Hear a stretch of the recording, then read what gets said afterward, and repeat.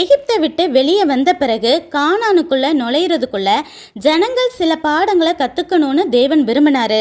தேவன் கூடவே இருந்தாலும் எல்லா நேரமும் சூழ்நிலைகள் சாதகமாக இருக்காது. சில பற்றாக்குறைகள், எதிர்ப்புகள், சத்துருக்கள் வரலாம். ஆனால் தேவன் அந்த தீமைகளையே நன்மையாக மாற்றி அவர் நாமத்தை மகிமைப்படுத்துவாருங்கிற பாடம் தான் அது.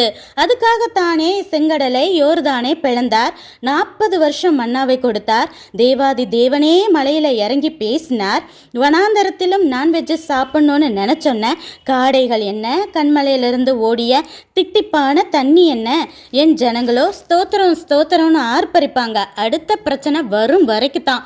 பிரச்சனை வந்துடுச்சுன்னா இவ்வளோ நாள் அற்புதம் செய்து போஷித்த தேவனை மறந்து எனக்கும் ஆரோனுக்கும் விரோதமாக கல்லறிவாங்க. அடிமையாக இருந்ததை மறந்து எகிப்து புகழ் பாட ஆரம்பிச்சிடுவாங்க.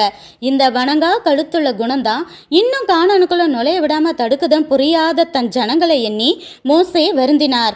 இதே மனநிலைமை தான் இன்று சபைக்குள்ளும். சூழ்நிலையை எதிராக கொண்டு வரும் பிசாசை பார்க்காம அதை விட என் தேவன் மிக பெரியவர், எப்படினாலும் என்னை காப்பாற்றிடுவார்னு புரிந்து கொண்டால் மட்டுமே பரம கானானுக்குள்ள நம்ம நுழைய முடியும்.